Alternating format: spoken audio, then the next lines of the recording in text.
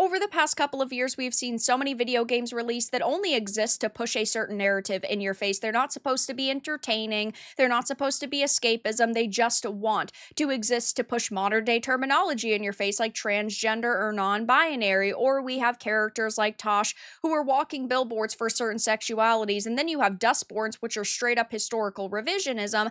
But now we are hearing that apparently diversity is being removed from some games, and the access media that constantly says we overreact about censorship is melting down over censorship. I have a few different things to show off, but before I get into the topic, if you enjoy the content I create, check out the links in the description, join the community in my live streams, and consider supporting through Patreon or YouTube memberships. Now, typically the access media says, oh, creative choices in the development process aren't censorship, and you guys are just overreacting. I just recently did another video where they had also gone on about the censorship in Ready or Not, and they're talking about how it's only supposed censorship and it's not actually censored, but yet at the same time, they're sitting here talking about how unfair it is that diversity is being removed from some games. Now, I think that this is a kind of plethora of reasons. I think that we see developers actually listening to normal individuals again. We see them actually making products for the audience that they have. But I also feel like they're trying in some way to say, you know what, we need to actually start making money again. And clearly, this new modern audience route isn't working. So, of course, this article starts off with talking about Trump and how the elections went and how companies and their executives were quick to try and curry favor with the president. Yeah, because companies don't actually care about you. Companies don't care about your sexuality or your gender or your identity. Companies care about making money. Now, over the past couple of years, they've figured if they actually catered to a new modern audience, it would gain them funds. But that hasn't happened, and so now they're just reversing course. It's like when we hear that these DEI programs are being shut down, they're really not. That's what cultural Marxists do, is they rebrand and rename, and they lurk in the shadows until it's time for them to pop up again. Because if the administration changes in just a couple of years again, they are not going to want to have to restart these programs completely. They're just going to launch them again, because while they might fire 75% of the people that are working in those divisions, they're not getting rid of them completely. They'll just rename them and rebrand them and launch them again when they need them. But it says this included ditching DEI initiatives and policies, which even more companies later joined them on, following an anti-DEI executive order from Trump. While many of these initiatives were strictly about hiring practices, the sentiment behind this shift in policy was felt everywhere, with the rise in racist, transphobic, and other bigoted laws and attitudes across the United States and beyond. See, these people don't actually care about video games. They just are MSNBC rejects, right? They couldn't work at real news outlets because they're not good enough. So then they had to co-opt another industry. They had to find another way for their propaganda to be listened to. So they figured, you know what? The games industry is an easy target. And they very quickly learned that gamers are not to be messed with. So now they're claiming that the gaming industry is not immune to this either. Speaking with them in an interview that will be published later, a Baldur's Gate 3 actress told them that they are already aware of devs who have had their work censored, as the industry appears to be bowing down to the regressive politics of Trump's second term. Yeah, that's why gaming developers and studios and companies in general should not be bowing down to politics at all, period. Maybe they'll finally realize that forced ideology in any way is bad, and that creators should be allowed to create what they want, and ultimately the market will speak for itself. That's why I always say the Dustborns and the Concords and the Flintlock, the Sieges of Dawns, while they're trash, they still should be able to exist, because that is what the developers apparently really wanted to make. Now, of course, gamers are willing to vote with their wallets and not support those projects, and maybe these studios are finally saying to themselves, wow, these games are not making money, we need to change course. But these are also the same individuals who always say, oh my gosh, creatives can do what they want, and if they want to add gay characters, it's not that big of a deal.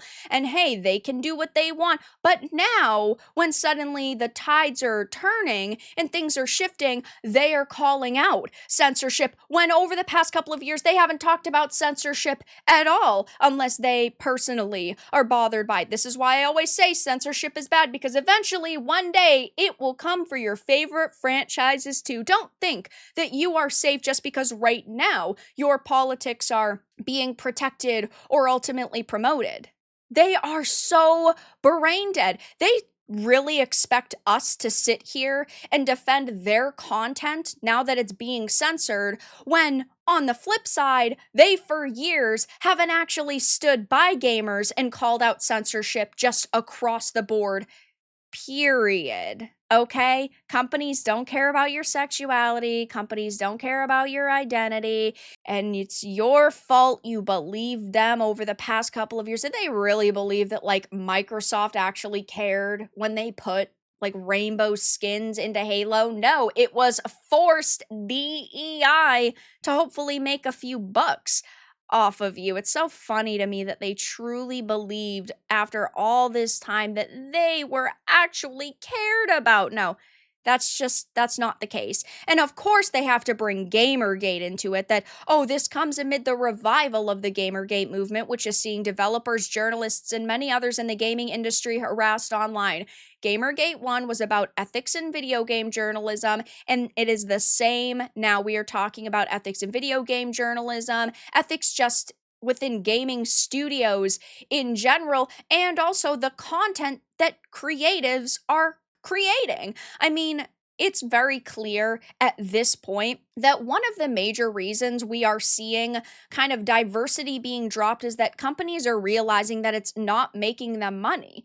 All they are trying to do is make money, and they realize that putting rainbow flags on everything isn't working. Maybe you guys should have realized that as well, that this was inevitably going to happen after they've lost billions of dollars on Concords and Flintlock the Sieges of Dawns and Dustborns and Suicide Squad Kill the Justice Leagues and Forspokens.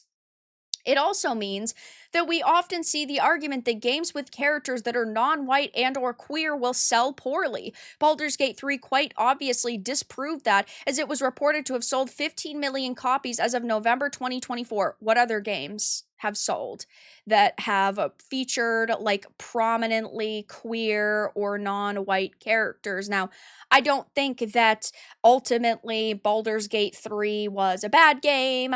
I don't think that it didn't deserve to sell millions and millions of copies. I'm not sitting here saying that. But what I'm sitting here and saying is that you are having to use this one example over and over because it's the only game that has sold to this magnitude that is very clearly, like, openly queer. And even so, I don't even fully agree with that. I think that Baldur's Gate 3 did, yes, have these options, but it wasn't in every single teaser and every single trailer. It wasn't marketed the same way as something like Dustborn or Dragon Age the Veilguard. So right now, the Journos are sitting here going, oh no, censorship is so bad, when over the past couple of years, they've said, oh, censorship is good because I agree with the content that is being censored. And of course, they don't actually give any examples of studios or games that are having their content censored or these developers. Right now, it's just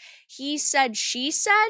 So I don't even know if I necessarily believe it, because a lot of these companies are definitely in deep with pushing propaganda. But yeah, I'll definitely be keeping my eye on this. It seems that the gamer just wanted to write a gaming industry hit piece, not particularly shocking, and it just goes to show how out of touch they are with gamers. But that's all that I really had to discuss in this video. Let everyone know your thoughts in the comments below. If you enjoyed this, give it a like, and if you didn't, give it a dislike. I appreciate your support either way, but I'll talk to you all again in the next video really soon.